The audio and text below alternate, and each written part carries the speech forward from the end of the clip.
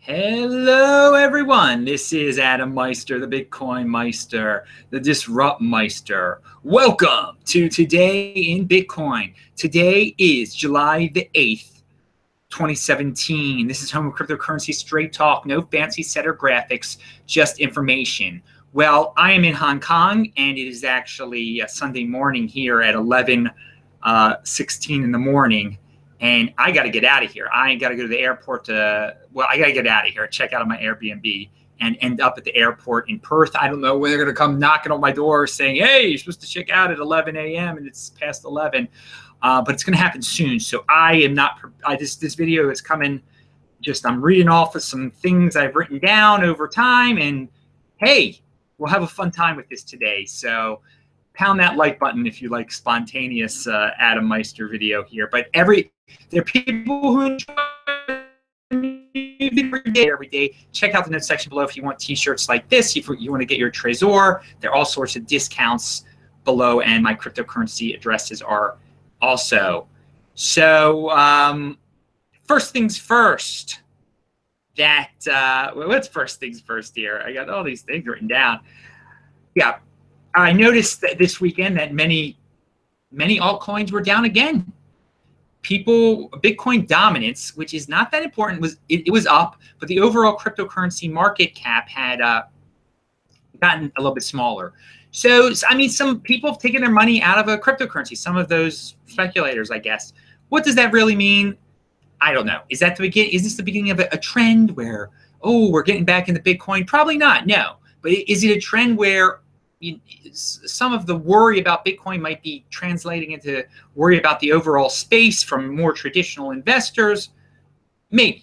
Who knows? It's something to think about. To just check out that overall cryptocurrency market cap. I find that to be very interesting. But we've also had people brought up to me Ethereum Classic has gone down in value. Why? Well, maybe because Ethereum's gone down in value. It does trend with that a bit. Ethereum has obviously done so well, and Ethereum Classic has come nowhere close. And Ethereum Classic, I still think Ethereum Classic is insurance for Ethereum. So if you hold Ethereum, there's no pain in holding some Ethereum Classic. Also, again, something that I like to remind people of, I only acquire Bitcoin. And that's what I tell people to get. Bitcoin is the gold standard. Bitcoin is the world reserve cryptocurrency. And that, there are a lot of new people coming to this channel, a lot of new people out there. And sometimes it's good just to repeat. I'm a real simple guy.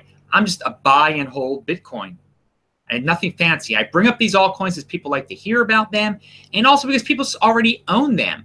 And that if you do have extra money and you want to speculate and gamble and willing to lose your extra money, then yeah, there's a few top tier ones like Ethereum Classic and Litecoin and Monero.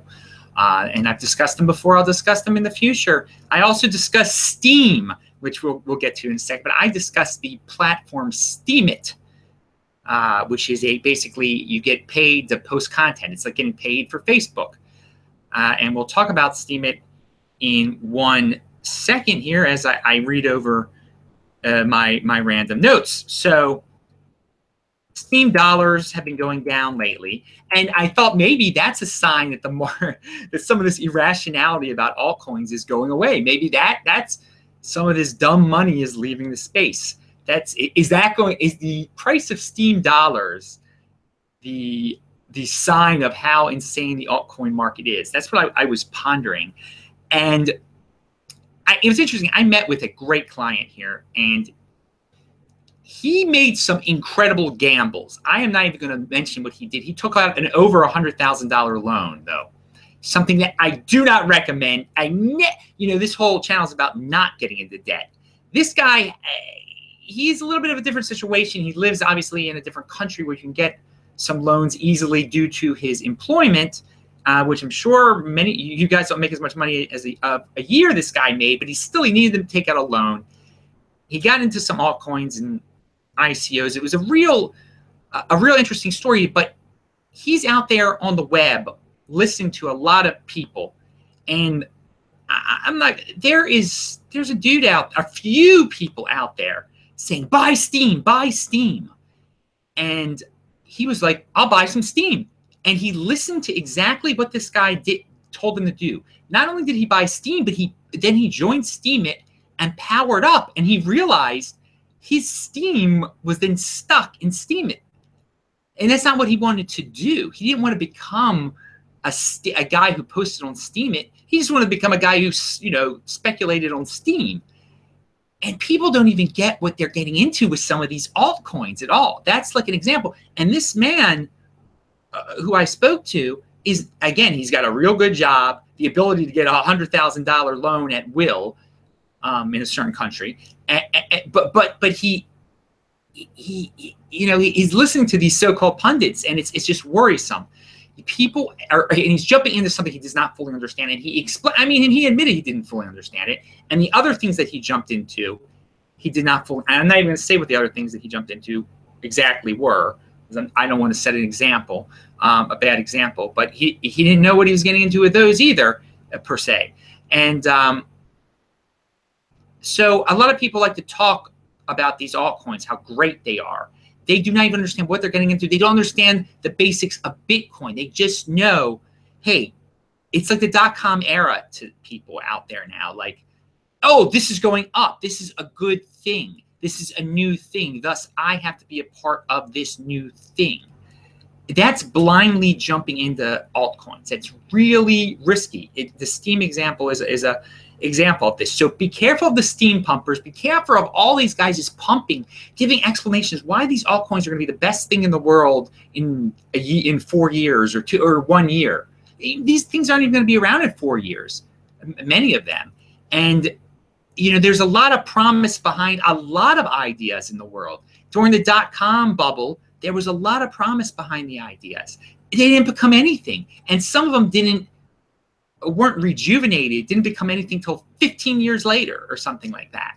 I mean, so we've got this, people are like, Bitcoin's too simple, Bitcoin's too this, like it's already outdated. And that is just a wrong mentality to take.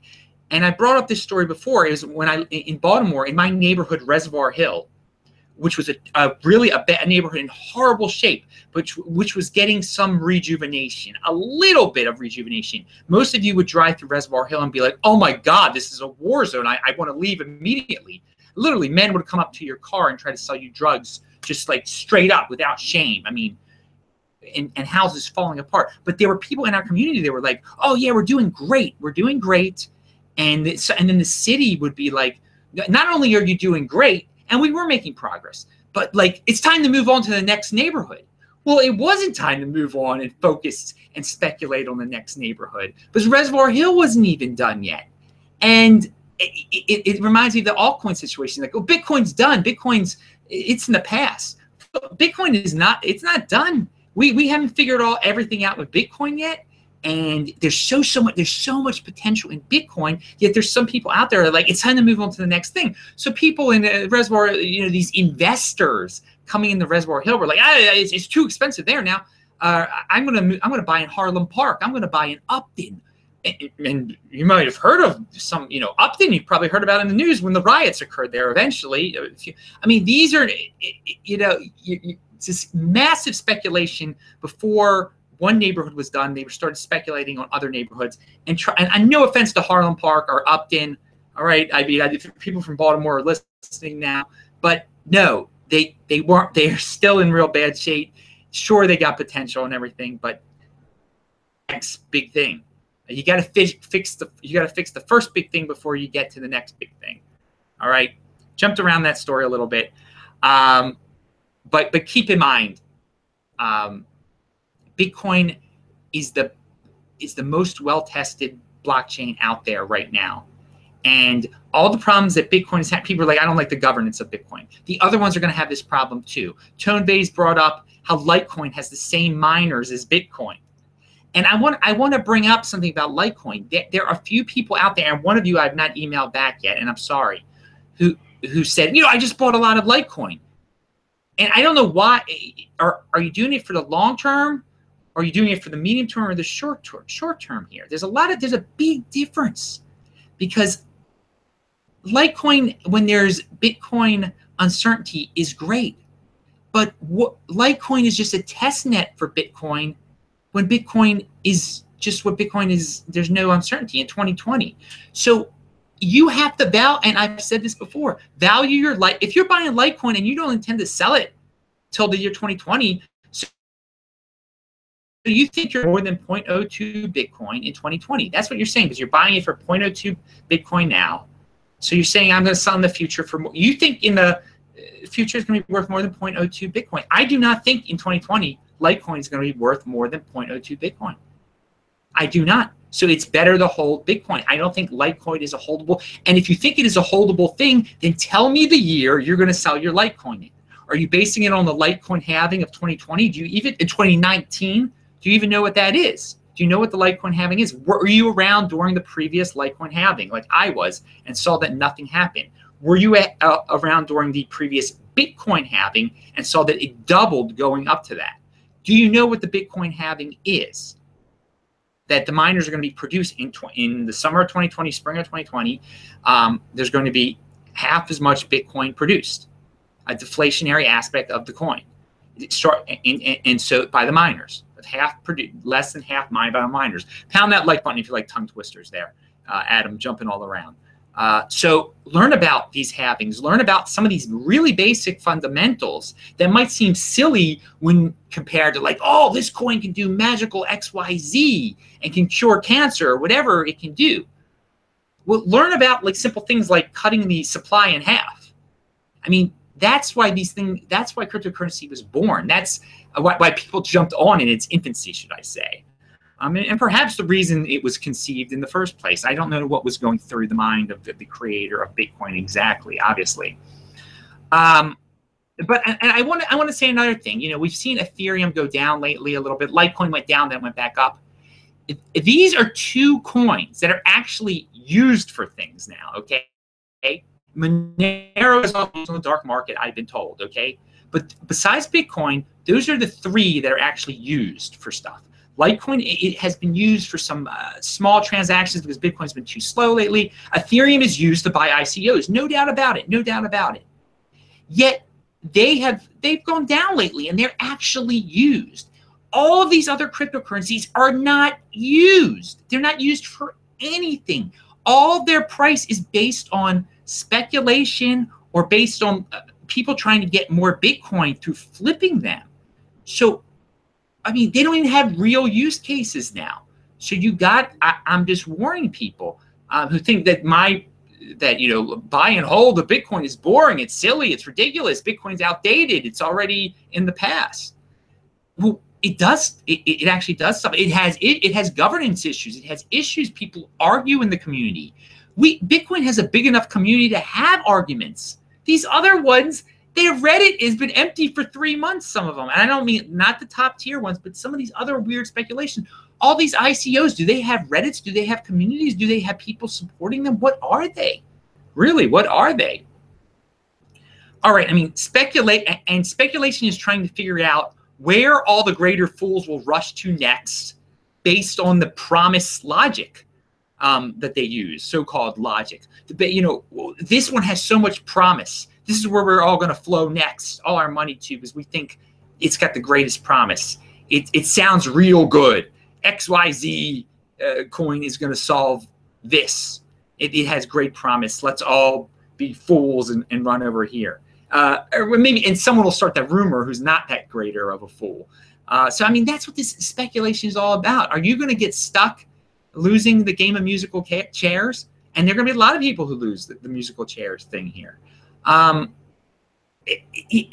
in the real world. Do people talk about your magical altcoin or your magical ICO? They might talk about, oh, altcoins are hot. Bitcoin's not hot.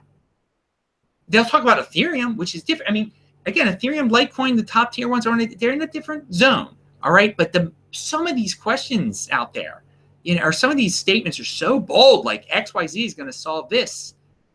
I mean, it's crazy. It's absolutely ridiculous sometimes. So you got to take a logical stance here. You got to think long term. You cannot be impulsive and listen to some of these guys out there that are just like, buy Steem. And again, I like Steemit a lot, and I was going to talk about Steemit some more, and I forgot. Oh, what were all the things I was going to even say about Steem it?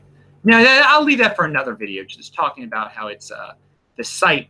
Hey, the site is doing well. But, dude, yeah, the price of Steem, it's you guys are just the people who are speculating on Steem. The people who are telling you to speculate on Steem are people who hold it and just want you to pump up the price for them so they can keep on flipping it to you. Meanwhile, I'm being honest about it. That it's inflationary. The rules can be changed at any time with Steem. A lot of these altcoins, by people blindly buying Steem, by locking in with Steem Power, you're only helping people like me. I get Steem that I turn into Bitcoin for free.